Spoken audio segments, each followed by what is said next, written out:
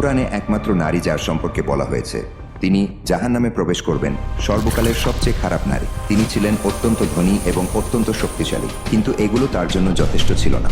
এই অভিশপ্ত নারীর অবিশ্বাস্য জীবন কাহিনী, যাকে এমনকি শয়তানও ভয় করে। উম্মে জামিলের সংগ্রাম, ইসলামের বিরুদ্ধে অবিশ্বাসের যুদ্ধ। আজকের ইসলামের শত্রুদের বোঝার জন্য প্রথমে তাকে বুঝতে হবে। তিনি প্রথম সেই কৌশলগুলো ব্যবহার করেছিলেন যা আজও ইসলামের শত্রুরা ব্যবহার করে। তিনি তার স্বামীকে বিশ্বাস প্রত্যাখ্যান করতে প্ররোচিত করেছিলেন এবং তার ক্ষমতা ব্যবহার করে মুসলিমদের উপর নির্যাতন চালিয়েছিলেন। এমন এক নারীর গল্প যিনি এতটাই খারাপ ছিলেন যে শয়তানও অবাক হয়ে যেত। কে ছিলেন সেই নারী যাকে আল্লাহ তাআলা কোরআনে অভিশপ্ত হিসেবে উল্লেখ করেছেন তা কিছুক্ষণের মধ্যে জানতে চলেছেন। তাই আমাদের সাথেই থাকুন এবং শুনতে থাকুন সেই চাঞ্চল্যকর কাহিনী যা আপনার হৃদয়কে নাড়িয়ে দিবে। উম্মে জামিল জন্মেছিলেন কুরাইশ গোত্রে, মক্কার সবচেয়ে শক্তিশালী গোত্রগুলোর একটি। তার পিতা হাব্ব ইবনে উমাইয়া ছিলেন মক্কার সম্মানিত নেতাদের একজন। এমন পরিবারে জন্ম নিয়ে তিনি বড় হয়েছিলেন প্রাচুর্য আর মর্যাদার মাঝে। কিন্তু এই উচ্চ মর্যাদা তার অন্তরকে ভালো করেনি। শৈশব থেকেই তিনি ছিলেন উচ্চাবিলাসী, অহংকার এবং ক্রোধে ভরা।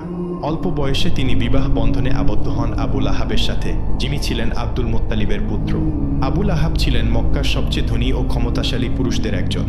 তার সম্পদ উম্মে জামিলকে, যিনি অহংকার আর বিলাসিতা পছন্দ করতেন, অপরিসীম আনন্দ দিয়েছিল। আবুল আহাব ছিলেন কুরাইশের বিখ্যাত ব্যবসায়ী, যার বাণিজ্য ছড়িয়েছিল দূর দূরান্তে। উম্মে জামিল এই সম্পদ ব্যবহার করে মক্কার সবচেয়ে আলোচিত নারীদের একজন হয়ে উঠলেন। কিন্তু তিনি শুধু তার স্বামীর সম্পদের ছায়ায় বসে থাকতেন না। তার সবচেয়ে বড় অস্ত্র ছিল তার তীক্ষ্ণ জিহ্বা। তিনি তার চারপাশের নারীদের উপর প্রভাব বিস্তার করতেন, গুজব ছড়াতেন, যাকে ঘৃণা করতেন তার নাম নষ্ট করার চেষ্টা করতেন। এই কাজ তাকে আরো গর্বিত করত। আলোর পথে বাংলা আমাদের চ্যানেলটি সাবস্ক্রাইব করে পাশে থাকা বেল আইকন প্রেস করে দিন আর কমেন্ট করে আপনাদের মতামত জানান। ভিডিও ভালো না লাগলেও জানাবেন। ধন্যবাদ।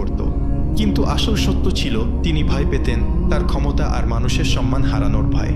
মক্কায় যখন মানুষ বাণিজ্যে ব্যস্ত থাকত, কেউ কেউ তাদের গোত্রের সম্মান রক্ষায় মগ্ন থাকত। কিন্তু উম্মে জামিল ছিলেন তার গোত্র আর স্বামীর মর্যাদা ধরে রাখার জন্য আচ্ছন্ন। তার কাছে সবচেয়ে গুরুত্বপূর্ণ ছিল কুরাইশের নেতৃত্ব, বিশেষ করে উমাইয়া পরিবারের প্রভাব। কিন্তু একদিন মক্কার বাতাসে এমন এক খবর ছড়িয়ে পড়ল যা তার অন্তরে বিপর্যয় নিয়ে এল। নবী মুহাম্মদ সাল্লাল্লাহু আলাইহি ওয়াসাল্লাম ঘোষণা করলেন, আমি আল্লাহর রাসূল। উম্মে জামিলের জন্য এই কথা ছিল ঝড়ের মতো। তিনি নবীর পারিবারিক বংশ ভালোভাবে জানতেন।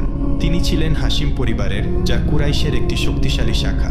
কিন্তু যদি তিনি সত্যিই নবী হন, তাহলে তার ক্ষমতা কি বিপদে পড়বে না? তার জন্য এটি সত্য মিথ্যার প্রশ্ন ছিল না, এটি ছিল নিয়ন্ত্রণের লড়াই। যদি ইসলাম মক্কায় ছড়িয়ে পড়ে, কুরাইশের শাসন ভেঙে যাবে আর তার গর্বের জগৎ ধুলায় মিশে যাবে। তাই তিনি ইসলামের বিরুদ্ধে লড়াইয়ে নেমে পড়লেন প্রথম নারীদের একজন হিসেবে। তার স্বামী আবুল আহাব ইতিমধ্যেই নবীর বিরোধিতা শুরু করেছিলেন, কিন্তু উম্মে জামিল এই ঘৃণাকে আরও তীব্র করলেন। তিনি শুধু ইসলামের বিরুদ্ধে দাঁড়ালেন না, তিনি এটি ধ্বংস করার জন্য সবকিছু করলেন। নবীর সম্মান নষ্ট করতে, মুমিনদের ভয় দেখাতে তিনি তার বিষাক্ত কথা ছড়িয়ে দিতেন মক্কার সরু গলিতে, বাড়ির উঠোনে, কাবার চারপাশে। তিনি ছিলেন শুধু একজন শত্রু নন, তিনি হয়ে উঠেছিলেন ফিতনার কারণ। কিন্তু তার আসল যুদ্ধ তখনও শুরু হয়নি।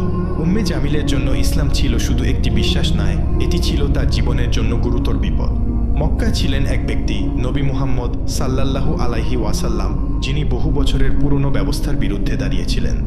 আর উম্মে জামিল এই নতুন দিনের বিস্তার রোধ করতে যে কোনো কিছু করতে প্রস্তুত ছিলেন।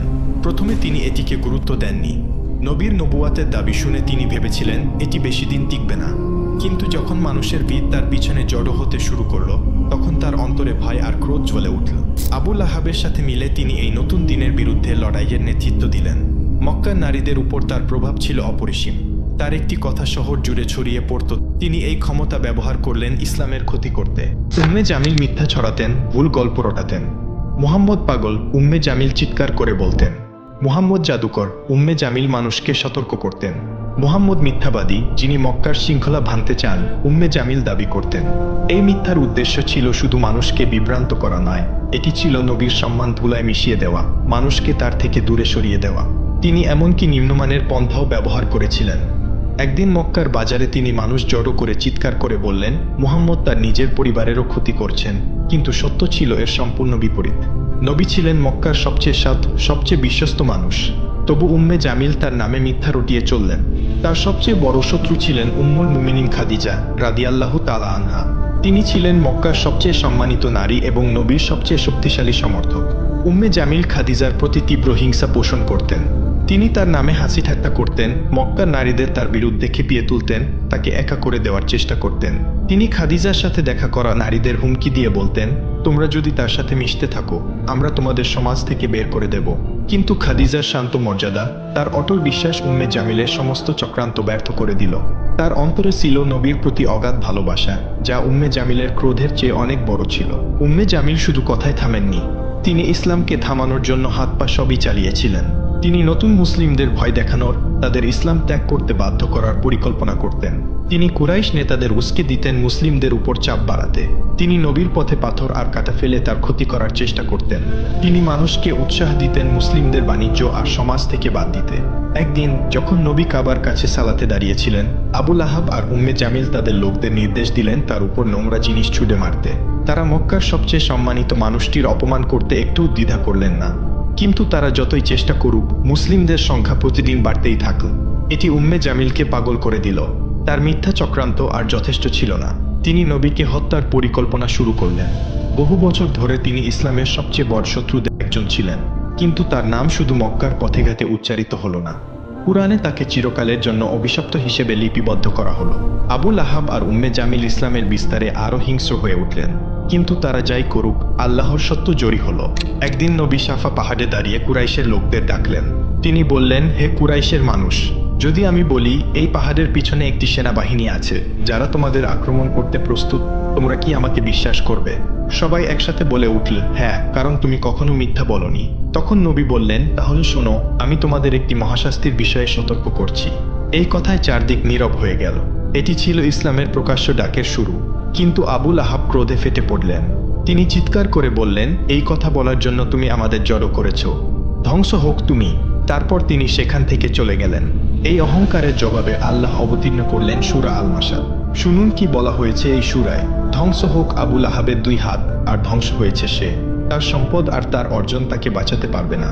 সে পূর্বে আগুনের লেলিহান শিখায়, আর তার স্ত্রী যে কাঠের বোঝা বহন করে, তার গলায় থাকবে পাকানো দড়ির রশি। কি এই সূরা ঘোষণা করল আবু লাহাব আর উম্মে জামিলের শেষ পরিণাম। কাঠের বোঝা বহনকারী বলতে বোঝানো হলো উম্মে জামিলকে, যিনি নবীর পথে পাথর আর কাঁটা ছড়িয়ে দিতেন। এটি তার মন্দ প্রকৃতির প্রতিচ্ছবি। যখন এই সূরা অবতীর্ণ হলো, উম্মে জামিলের ক্রোধ আরও তীব্র হলো। তার কাছে এটি ছিল মৃত্যুর ফরমান।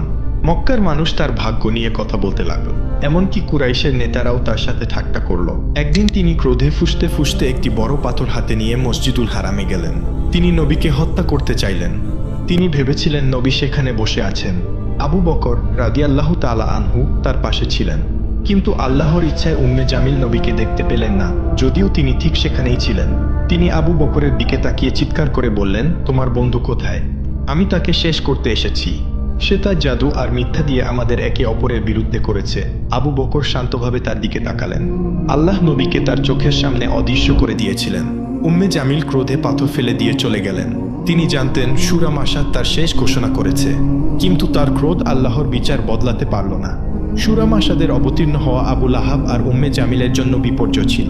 তারা ইসলামের উত্থান থামানোর জন্য সব চেষ্টা করেছিল। আবু লাহাব মুসলিমদের বিরুদ্ধে সামাজিক ও অর্থনৈতিক বয়কটের নেতৃত্ব দিয়েছিলেন।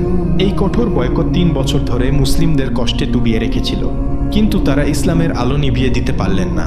তাদের নিষ্ঠুরতা তাদের নিজেদের ধ্বংসের পথে নিয়ে গেল। আবু লাহাবের শেষ এলো নির্মমভাবে। মক্কায় একটি মারাত্মক রোগ ছড়িয়ে পড়ল। আবু লাহাব সেই রোগে আক্রান্ত হলেন। তার শরীর এতটাই ভয়াবহ হয়ে গেল যে কেউ তার কাছে যেতে সাহস করল না। এমনকি কুরাইশের লোকেরাও তাকে ত্যাগ করল। তিনি একা মারা গেলেন, ব্যথায় কাতরাতে কাতরাতে। উম্মে জামিল, যিনি বছরের পর বছর তার স্বামীকে সমর্থন করেছিলেন, তিনিও তাকে পরিত্যাগ করলেন। তার মৃতদেহ পড়ে রইল মাটিতে। কেউ তাকে দাফন করতে এগিয়ে এলো না। শেষে কিছু লোককে অর্থ দিয়ে তার দেহ একটি গর্তে ফেলে পাথর দিয়ে ঢেকে দেওয়া হলো। তার সম্পদ, তার মর্যাদা, তার গর্ব সব ধুলায় মিশে গেল। আবু লাহাবের মৃত্যুর পর উম্মে জামিল একা পড়ে গেলেন। যে নারী একসময় মক্কার রানী ছিলেন, তিনি হয়ে গেলেন দুর্বল, অসহায়।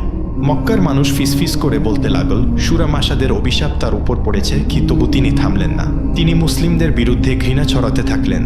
কিন্তু সময়ের সাথে তিনিও দুর্বল হয়ে পড়লেন। তার শেষও এলো নির্মমভাবে। কেউ কেউ বলে তিনি একটি বড় পাথরের নিচে চাপা পড়ে মারা গেলেন। কেউ বলে একটি দড়ি তার গলায় পেঁচিয়ে তাকে শ্বাসরোধ করল। সুরা মাসাদের কথা তার গলায় থাকবে পাকানো দড়ির রশি তার মৃত্যুতে সত্য হয়ে উঠল। উম্মে জামিল আর আবু লাহাব ছিলেন ইসলামের সবচেয়ে বড় শত্রু। তারা মনে করেছিল তাদের সম্পদ আর ক্ষমতা তাদের বাঁচাবে, কিন্তু আল্লাহর বিচার থেকে তারা পালাতে পারলেন না। এই দুনিয়ায় তাদের জীবন শেষ হলো অপমানে, কষ্টে আর চিরন্তন শাস্তির প্রতিশ্রুতিতে। এই গল্প শুধু তাদের নয়, এটি একটি সতর্কবাণী প্রতিটি অবিশ্বাসী আর জালেমদের জন্য যারা সত্যের বিরুদ্ধে দাঁড়ায়। হে আল্লাহ, আমাদের অন্তরকে আবু লাহাব আর উম্মে জামিলের মতো সিল করে দেওয়া অন্তর থেকে রক্ষা করো। আমাদের পথ দেখাও নবীর পথে, যেন আমরা ঈমান, ন্যায় আর ভালো চরিত্রে জীবন কাটাতে পারি।